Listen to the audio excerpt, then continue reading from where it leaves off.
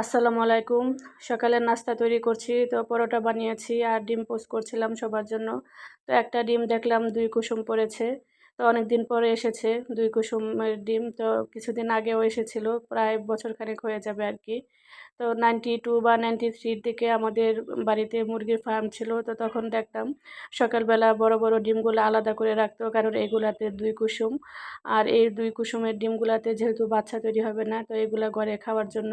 তো তখন খুব বেশি আহামরি কিছু মনে হতো না। প্রতিদিন যেহেতু দেখছি, কিন্তু অনেকদিন পরে যখন আবার ২ কুসুমের ডিম দেখি তখন খুব ভালো লাগে আরকি।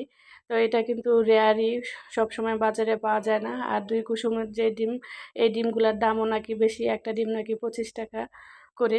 তো আমার হাসব্যান্ডকে আমি পরে বলতেছিলাম যে, "দেখো ২ কুসুমের ডিম আসছে।" তো ও বলছিল যে, "আসবে, কারণ এটার দাম ৳25, এজন্য তুমি ২ কুসুমের ডিম পাচ্ছ।" তো এটা ও জানতো, আমাকে এসে বলেনি। তো একটা ডিম মনে হচ্ছিল যে খুব বড়, কিন্তু এটাতে ২ কুসুম হবে এটা আসলে বুঝতে পারিনি। নাস্তা শেষ করার পরে বারান্দায় চলে এসেছি। তো বারান্দার গাছগুলাতে পানি দিব। আর আমার ২ বেগুন গাছে মোটামুটি ভালোই বেগুন এসেছে। আর এর আগেও বেগুন কেটেছি। এখন দেখি যে পুরানো যে গাছটা আছে এটাতে বেশ বেগুন এসেছে। ৬-৭ টা মনে হয় একসাথে এসেছে। আর এটাতে যে ৩ টা আছে, তারপরে আরও ছোট, ছোট ৩ টা দেখলাম বের হয়েছে। তো আমি গাছগুলাতে একটু ভিটামিন দিয়েছি। তো একটা অনলাইন থেকে ভিটামিন কিনেছিলাম গাছের জন্য, যেগুলা গাছে ফুল বা ফল আসে তো তখন দিতে হয়। তো সেই একটা ভিটামিন কিনেছি। তো এই ভিটামিনটাই এখন গাছে দিয়ে এসেছি। আর এই ভিটামিনটা আমি ঘরের গাছগুলাতেও দেই। তো ঘরের গাছগুলাতে যখন দেয়া শুরু করলাম, দেখলাম যে গাছগুলা খুব সুন্দর হচ্ছে, বড় হচ্ছে আর সতেজ হচ্ছে। তো আমার ঘরে যে কয়েকটা মানি প্ল্যান্ট আছে, তো সেগুলাতেই দিয়ে দিলাম আরকি। আর এই তো এইসব কাজ শেষ করে রান্নাঘরে এসেছি। তো রান্নাঘরে সবকিছু ধুয়ে পরিষ্কার করে রেখেছিলাম। এখন একটু গুছিয়ে দুপুরে রান্না করব, এই আর কি। তো ছুটির দিন দেখা যায় সকাল, সকাল ঘুম থেকে উঠে গেলে কাজগুলো আগে, আগেই শেষ হয়ে যায়। আর যেদিন মনে করি যে আজকে ছুটির দিন, আজকে শুয়ে থাকবো বা একটু আরাম করব, তো সেদিন দেখা যায় সবকিছু এলোমেলো লাগে। এখন থেকে আর ফজরের পরে ঘুমাবো না, এই নিয়ত করেছি। আর কোনো অভ্যাস যদি একটানা ২১ দিন করা হয়, তো সেটা নাকি অভ্যাসে থেকে যায় বা অভ্যাসে পরিণত হয়ে যায়। তো চেষ্টা করছি একটানা ২১ দিন যাতে ফজরের পরে আর না ঘুমাই, না শুয়ে থাকি। এই চেষ্টাটা করছি, দেখি অভ্যাসটা হয়ে যায় নাকি। তো মাঝে, মাঝে ফজরের পরে না শুইলে দেখা যায় এত বেশি খারাপ লাগে, এত বেশি কষ্ট হয়। তারপরেও বসে থাকি কষ্ট করে, তারপরেও ঘুমাতে যাই না। অভ্যাসটা চেঞ্জ করতে চাচ্ছি আরকি। আর যদি ফজরের পরে না ঘুমিয়ে ঘরের কাজকর্মগুলো একটু সেরে নিই, দেখা যায় যে অনেক কাজকর্মগুলাই আগানো থাকে বা এত বেশি ঝামেলার মনে হয় না। আর হাদিসে এসেছে সকালের কাজের মধ্যে নাকি আল্লাহ তাআলা বরকত রেখে দেন। তো দেখেছি যখন সকাল, সকাল কাজ শুরু করি আসলে সব কাজগুলা মানে খুব তাড়াতাড়ি শেষ হয় বা দুপুরের পরে একটু সময় পাওয়া যায়। সবকিছু একটু রিল্যাক্স মুডে করা যায় আরকি। তো এদিকে আমি সবকিছুই গুছিয়ে নিয়েছি, এই শেলফটাও মুছে নিচ্ছি। আর আমার মা বাড়ি থেকে পাঠিয়েছিল হলুদের গুঁড়া আর মরিচের গুঁড়া। তো এগুলা এতদিন ইউজ করা হয়নি, যেহেতু ঘরে ছিল। তো সেগুলা শেষ হয়েছে, এখন এগুলা ইউজ করছি। তো ভাবলাম যে এগুলা একটু প্যাকেট থেকে খুলে রেখে দেই। তো এখানে ফ্রাই প্যানগুলা যে আমি হ্যাং করে রেখেছি, তো একজন অনেকদিন আগে প্রশ্ন করেছিলেন যে আমি এটা কিভাবে রেখেছি যেন দেখাই। আসলে এটা খুব বেশি ভালো পড়েনি। একসাথে অনেকগুলা রাখা যায় না। একটার উপরে যে আরেকটা রাখি, তো সেটা আর রাখা যায় না। আর এই হ্যাঙ্গারটা যদি আরেকটু বড় হতো তাহলে মনে হয় রাখা যেত। তো এটা দিয়ে আমি খুব বেশি উপকার পাচ্ছি না। একটু নাড়া লাগলেই পড়ে যায়।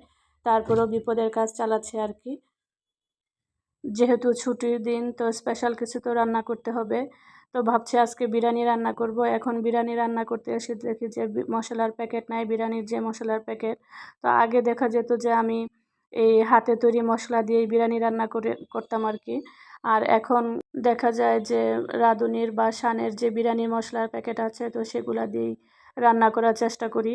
আর এভাবে মসলা দেখা যায় আমার কাছে একটু ঝামেলা লাগে। আর আমি একসাথে বেশি করে গুঁড়া করে রাখতাম, তো এখন আর সেটাও করা হয় না। আর এখন যেহেতু ঘরে কোনো মসলার প্যাকেট নেই, তাই ভাবলাম যে একটু আমি মশলাটা এভাবে বানিয়ে নিই। তো এখানে আমি এলাচ গুঁড়া, জিরা গুঁড়া আর ধনিয়া গুঁড়া ইউজ করব, কারণ ৩ টাই আমার এখানে পাউডার করা আরকি, আমি গুঁড়া করে রেখেছিলাম।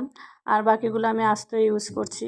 এখানে আমি একটু এখানে আমি ২ চামচের মতো পোস্তদানা দিয়েছি। তারপরে জায়ফল, জয়ত্রী দিয়েছি, মৌরি দিয়েছি, শাহি জিরা দিয়েছি, ২ টা আ শুকনা মরিচ দিয়েছি। আর স্টার এনিস যেটা, তো সেটা দিয়েছি। আর বড় একটা কালো এলাচ দিয়েছি। তো এগুলা দিয়ে সব কিছু একসাথে একটু গরম করে নিয়েছি, তারপরে আমি ব্লেন্ড করে নিয়েছি আর কি।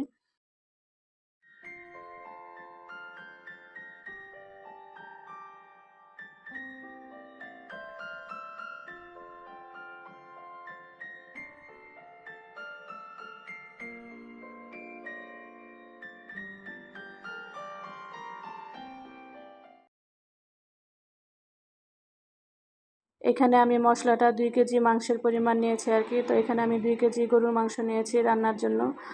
আর 2 কেজি গরুর মাংসতে যতটুকু প্রয়োজন আমি ঠিক ততটুকুই মশলা দিয়ে দিয়েছি। কিন্তু আমি একটা ভুল করেছিলাম, আমি টক দই দিতে ভুলে গিয়েছিলাম।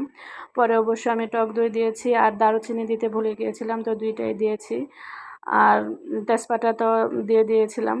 তো দেখা যায় মাঝে, মাঝে কিছু, কিছু জিনিস মিস হয়ে যায়। আর যখন মশলাটা প্যাকেটের থাকে তখন এত বেশি কোনো কিছু মিস হয় না আরকি। যেহেতু সবকিছু একসাথে দেওয়া থাকে, আদা রসুনটা সাথে এড করলেই হয়, এই আরকি। আর এইখানে আমি ঘরে যে কয় ধরনের বাদাম ছিল আরকি, তো সেই বাদাম আর সাথে কিশমিশ দিয়ে ব্লেন্ড করে নিয়েছি, তো সেটাও সাথে দিয়ে দিয়েছি। তো যতটুকু স্পেশাল করা যায় আরকি, তো ততটুকুই স্পেশাল করেছি। অল্প, যেহেতু জুম্মার দিন সবাই খেয়ে নামাজে যাবে, তাই তাড়াহুড়া করে আমি প্রেশার কুকারে দিয়ে দিয়েছি। আর প্রেশার কুকারে দিলে দেখা যায় মাংসটা একটা সুন্দর সফট হয়। তো আমার ছোট ছেলে, ওকে একটু খাওয়ানো যায়, না হলে এভাবে রান্না করলে দেখা যায় মাংসটা ওইরকম পারফেক্টভাবে সফট করতে অনেকটা টাইম লেগে যায়। যেহেতু জুমার দিনে খাবারটা খেয়ে আমার ঘরে সবাই নামাজে যেতে চায়, তাই একটু তাড়াহুড়া করা আরকি। তো আমি আর ১ম অংশটা দেখাতে পারিনি। সবাই খেয়ে নামাজে চলে গিয়েছে। তো এখন আমি একটু খাবো। তো ভাবলাম যে একটু দেখাই কি অবস্থা বিরানির। তো এই হচ্ছে বিরানি। সবাই ভালো থাকবেন, সুস্থ থাকবেন। আল্লাহ হাফেজ। আসসালামু আলাইকুম।